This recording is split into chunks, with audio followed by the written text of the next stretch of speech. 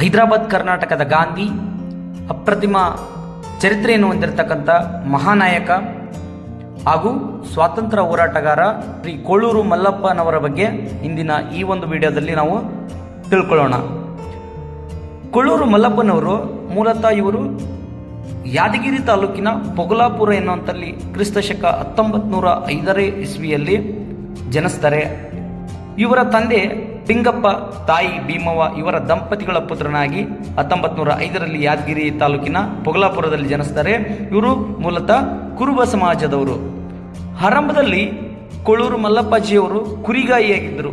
ಇವರು ಕಷ್ಟದಲ್ಲಿಯೇ 7ನೇ ತರಗತಿವರೆಗೆ ಓದಿ ಸ್ಟಾಂಪ್ ಮಾರಾಟ ಗುತ್ತಿಗೆ ಹಿಡಿದು ಹರಗೋಲು ಗುತ್ತಿಗೆ, ಉಣ್ಣೆ ವ್ಯಾಪಾರ, ಈ ಥರ ಅನೇಕ ಕೆಲಸಗಳನ್ನು ಕಾಯಕಗಳನ್ನು ಮಾಡುತ್ತಾ ಮೇಲೆ ಬರ್ತಾರೆ. ಇಂತಹ ಕೋಳೂರು ಮಲ್ಲಪ್ಪನವರನ್ನು ಹೈದರಾಬಾದ್ ಕರ್ನಾಟಕದ ಗಾಂಧಿ ಅಂತ ಕರೆಯಲಾಗ್ತದೆ. ಕಲಬುರಗಿಯ ಕೋಳೂರು ಮಲ್ಲಪ್ಪಾಜಿಯವರು ಚುನಾವಣೆ ಬಂದಾಗಲೆಲ್ಲ ನಮ್ಗೆ ನೆನಪಾಗ್ತಾರೆ. ಯಾಕೆ ಅಂತಂದರೆ ಜವಾಹರ್ಲಾಲ್ ನೆಹರು, ಸ್ವತಃ ಜವಾಹರ್ಲಾಲ್ ನೆಹರು ಅವರು ಪ್ರಧಾನಿಯಾದಂಥ ಸಮಯದಲ್ಲಿ ಕೋಳೂರು ಮಲ್ಲಪ್ಪನವ್ರನ್ನ ತಮ್ಮ ಸಂಪುಟದ ಕ್ಯಾಬಿನೆಟ್ ಮಂತ್ರಿ ಮಾಡೋದಾಗಿ ಆಹ್ವಾನಿಸ್ತಾರೆ. ಆದರೆ ಕೋಳೂರು ಮಲ್ಲಪ್ಪಾಜಿಯವರು ನಯವಾಗಿಯೇ ಅದನ್ನು ತಿರಸ್ಕರಿಸ್ತಾರೆ. ಮುಂದೆ ಇಂದಿರಾ ಗಾಂಧಿಯವರು ಕೂಡ ಮುಖ್ಯಮಂತ್ರಿ ಮಾಡಲಿಕ್ಕೆ ಮುಂದಾಗ್ತಾರೆ. ಆದರೆ ಕೋಳೂರು ಮಲ್ಲಪ್ಪನವರೇ ಒಪ್ಪಲಿಲ್ಲ. ತಮ್ಮ ರಾಜಕೀಯ ಮಿತಿ, ಶಕ್ತಿ, ಸಾಮರ್ಥ್ಯ ಇವೆಲ್ಲವನ್ನು ಬಲ್ಲಂಥ ದೊಡ್ಡ ಔದಾರ್ಯತೆಯನ್ನು ಮೆರೆದಂಥ ವ್ಯಕ್ತಿ ಅಂತಂದರೆ ಶ್ರೀ ಕೋಳೂರು ಮಲ್ಲಪ್ಪನವರು. ಕೋಳೂರು ಮಲ್ಲಪ್ಪನವರು ಜವಾಹರ್ಲಾಲ್ ನೆಹರು ಪ್ರಧಾನಿಯವರಿಗೆ ಪರಮ ಆಪ್ತರಾಗಿದ್ದರು. ಇಬ್ಬರು ಕೂಡಿ ಊಟ ಮಾಡುವಂಥ ಸಮಯದಲ್ಲಿ ಇಂದಿರಾ ಗಾಂಧಿಯವರೇ ಸ್ವತಃ ಊಟ ಬಡಿಸ್ತಿದ್ರಂತೆ. ನೋಡಿ, ಇಂದಿರಾ ಗಾಂಧಿಯವರು ಕೋಳೂರು ಮಲ್ಲಪ್ಪನವ್ರಿಗೆ ಚಿಕ್ಕಪ್ಪ ಅಂತ ಕರಿತಿದ್ರು. ಜೊತೆಗೆ ಜವಾಹರ್ಲಾಲ್ ನೆಹರು ಅವರು ತಂದೆ ಸ್ಥಾನವನ್ನು ನೀಡಿದರು. ಇಂಥ ಕೋಳೂರು ಮಲ್ಲಪ್ಪನವರು ಮುಂದೆ ಏನಾಗುತ್ತೆ ಅಂದರೆ ಜವಾಹರ್ಲಾಲ್ ನೆಹರು ಅವರು ನಿಧನರಾದ ಬಳಿಕ ಅತ್ಯಂತ ಆಪ್ತರಾಗ್ತಾರೆ ಇಂದಿರಾ ಗಾಂಧಿಯವರಿಗೆ. ಮಲ್ಲಪ್ಪಾಜಿಯವರಿಗೆ 3 ಬಾರಿ ರಾಜ್ಯಸಭಾ ಸ್ಥಾನವನ್ನು ನೀಡ್ತಾರೆ. ರಾಜ್ಯಸಭಾ ಸದಸ್ಯರಾಗಿ 3 ಬಾರಿ ಕೆಲಸ ಮಾಡ್ತಾರೆ. 1968, 1974, 1984 ಈ ಥರ 3 ಬಾರಿ ರಾಜ್ಯಸಭಾ ಸದಸ್ಯರಾಗ್ತಾರೆ. ಜೊತೆಗೆ ಕರ್ನಾಟಕದ ಮುಖ್ಯಮಂತ್ರಿಯನ್ನೇ ಮಾಡೋದಾಗಿ ಇಂದಿರಾ ಗಾಂಧಿ ಅವರು ಪ್ರಸ್ತಾಪ ಮಾಡ್ತಾರೆ. ಆದರೆ ನಾನು ಅದಕ್ಕೆ ಒಪ್ಪುವುದಿಲ್ಲ ಅಂತೇಳಿ ನಯವಾಗಿ ತಿರಸ್ಕರಿಸ್ತಾರೆ ಕೋಳೂರು ಮಲ್ಲಪ್ಪಾಜಿಯವರು. ಡಿ ದೇವರಾಜು ಅರಸರನ್ನ ಮುಖ್ಯಮಂತ್ರಿ ಮಾಡುವಂಥ ಸಮಯದಲ್ಲಿ ಪ್ರಮುಖವಾದಂಥ ಪಾತ್ರವನ್ನು ಕೋಳೂರು ಮಲ್ಲಪ್ಪನವರು ವಹಿಸ್ತಾರೆ. ಡಿ ದೇವರಾಜ ಅರಸವ್ರನ್ನ ನಾವು ಹಿಂದುಳಿದ ವರ್ಗಗಳ ಮಹಾನಾಯಕ, ಮೇರು ನಾಯಕ ಅಂತ ಕರಿಬೇಕಾಗಿತ್ತಂತಂದರೆ ಇದ್ರ ಜೊತೆಗೆ ಇಲ್ಲಿ ಸ್ಮರಿಸಬೇಕಾದ ಮಹಾನ್ ವ್ಯಕ್ತಿ ಅಂತಂದರೆ ಕೋಳೂರು ಮಲ್ಲಪ್ಪನವರು.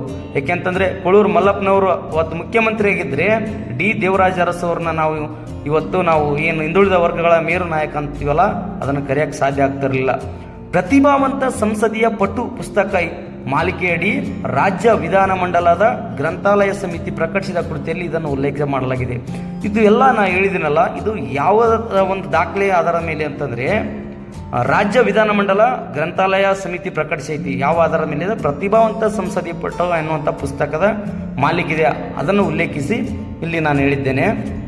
ಇಷ್ಟೇ ಅಲ್ಲದೆ ಕೋಳೂರು ಮಲ್ಲಪ್ಪಾಜಿಯವರು ಹೈದರಾಬಾದ್ ಕರ್ನಾಟಕದಲ್ಲಿ ವಿಮೋಚನಾ ಚಳವಳಿ ನಡೆದಿರುತ್ತೆ. ಇದರಲ್ಲಿ ಇವರು ಹೋರಾಟದಲ್ಲಿ ಸಕ್ರಿಯವಾಗಿ ಭಾಗವಹಿಸುತ್ತಿರ್ತಾರೆ.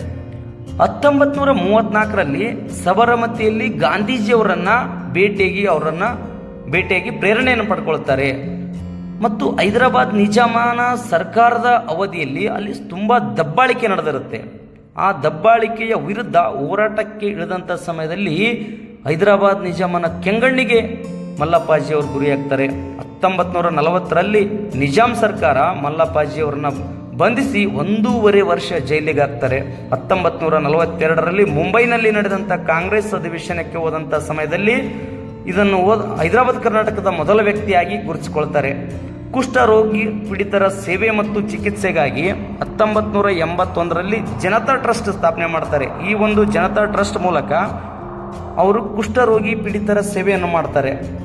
ಇದರ ಒಂದು ಭಾಗವಾಗಿ ಈ ರೋಗಿಗಳಿಗೆ ಪುನರ್ವಸತಿಗಾಗಿ ತಮ್ಮ ಎಲ್ಲ ಆಸ್ತಿಯನ್ನು ಮಾರಾಟ ಮಾಡಿದರು ಎನ್ನುವುದು ಗಮನಾರ್ಹ ಸಂಗತಿ. ನೋಡ್ರಿ, ನಾವು ನಮ್ಮ ಹೊಲ, ನಮ್ಮ ಜಮೀನು, ಆಸ್ತಿ, ಅಂತಸ್ತು, ಒಂದು ಅಧಿಕಾರ, ಆಡಳಿತ ಅಂತ ಬಡದಾಡ್ತಾ ಇದ್ದೇವೆ.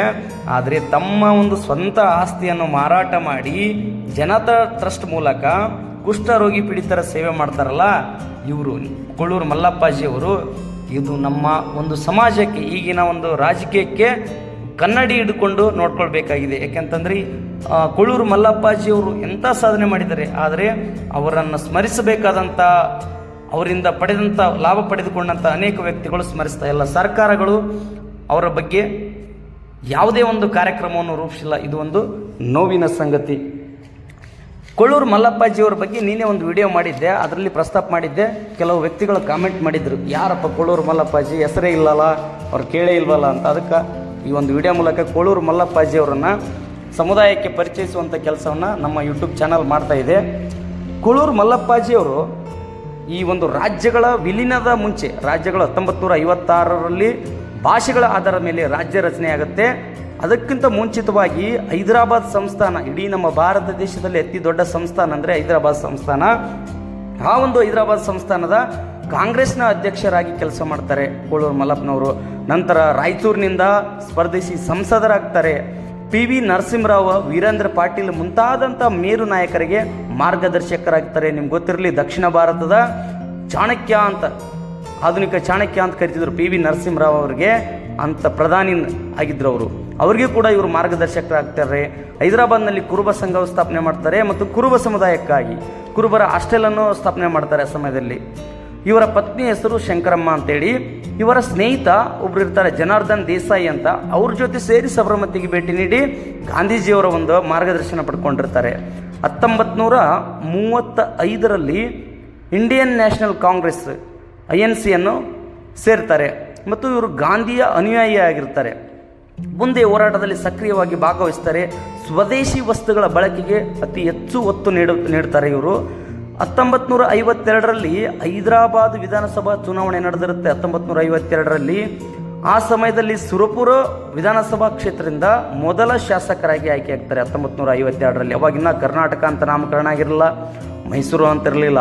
ಅವಾಗಿನ ಭಾಷೆಗಳ ಆಧಾರದ ಮೇಲೆ ರಾಜ್ಯ ರಚನೆ ಆಗಿರಲಿಲ್ಲ.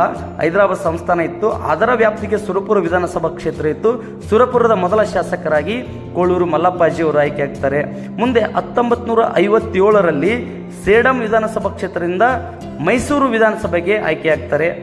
ವಿನೋಬಾ ಭಾವೆ ಅವರ, ನೋಡ್ರಿ ಇದು ಇಂಪಾರ್ಟೆಂಟು, ವಿನೋಬಾ ಭಾವೆ ಅವರ ಆ ಸಮಯದಲ್ಲಿ ಭೂದಾನ ಚಳವಳಿ ಅಂತ ಕಾರ್ಯಕ್ರಮ ಏರ್ಪಡಿಸಿರ್ತಾರೆ. ಅದರಲ್ಲಿ ಸಕ್ರಿಯವಾಗಿ ಭಾಗಿಯಾಗ್ತಾರೆ ಭೂದಾನ ಚಳವಳಿಯಲ್ಲಿ ಕೊಳೂರು ಮಲ್ಲಪ್ಪಾಜಿಯವರು. ಜೊತೆಗೆ ಇವರು ಇಂದಿರಾ ಗಾಂಧಿಯವರಿಗೆ ಅತ್ಯಾಪ್ತರಾಗಿದ್ದರು ಅಂತ ಈಗಾಗಲೇ ಹೇಳಿದೆ. ಕೊಳೂರು ಮಲ್ಲಪ್ಪಾಜಿಯವ್ರನ್ನ ಸ್ಮರಿಸಬೇಕಾದಂಥ ವ್ಯಕ್ತಿಗಳು ಸ್ಮರಿಸ್ತಾ ಇಲ್ಲ, ಸರ್ಕಾರಗಳು ಗಮನ ಹರಿಸ್ತಾ ಇಲ್ಲ. ಅವರ ಸಮಾಧಿ ಇಂದು ಯಾವ ಥರ ಇತ್ತು ಹಿಂದೆ, ಈಗ ಯಾವ ಥರ ಇದೆ ಅಂತ ಅಲ್ಲಿ ಹೋಗಿ ನೋಡಬೇಕಾಗಿದೆ. ಮತ್ತು ಆ ಒಂದು ಸಮಾಧಿಯನ್ನು ಅತ್ಯಂತ ಆಕರ್ಷಣೀಯವಾಗಿ ಮಾಡಿದ್ದಾರೆ. ಆ ವ್ಯಕ್ತಿ ಯಾರು ಮಾಡಿದ್ದಾರೆ ಮತ್ತು ಈಗ ಒಂದು ಹೈದರಾಬಾದ್ ಕರ್ನಾಟಕದ ಗಾಂಧಿ ಆಗಿರ್ತಕ್ಕಂಥ ಕೊಳೂರು ಮಲ್ಲಪ್ಪಾಜಿಯವರ ಒಂದು ಸ್ಮಾರಕವನ್ನು ನಿರ್ಮಾಣ ಮಾಡಿದರೆ ಸ್ವಂತ ಖರ್ಚಿನಲ್ಲಿ ಒಬ್ಬ ವ್ಯಕ್ತಿ. ಆ ಒಂದು ವ್ಯಕ್ತಿಯ ಒಂದು ಪರಿಚಯನೂ ಕೂಡ ಮುಂದಿನ ವಿಡಿಯೋದಲ್ಲಿ ಕೊಡ್ತೀನಿ. ಆ ಸಮಾಧಿ ಯಾವ ಥರ ಇದೆ, ಹಿಂದೆ ಯಾವ ಥರ ಇತ್ತು, ಈ ಪ್ರೆಸೆಂಟ್ ಯಾವ ಥರ ಇದೆ ಅಂತ ವಿಡಿಯೋ ರೆಡಿ ಮಾಡ್ತಾ ಇದ್ದೀವಿ. ಒಂದು ಎಪಿಸೋಡನ್ನು ಮುಂದಿನ ಒಂದು ವಿಡಿಯೋದಲ್ಲಿ ನಾವು ಕೊಡ್ತೀವಿ. ನಿಮ್ಮ ಒಂದು ಪ್ರೋತ್ಸಾಹ ನಮ್ಮ ಮೇಲಿರಲಿ.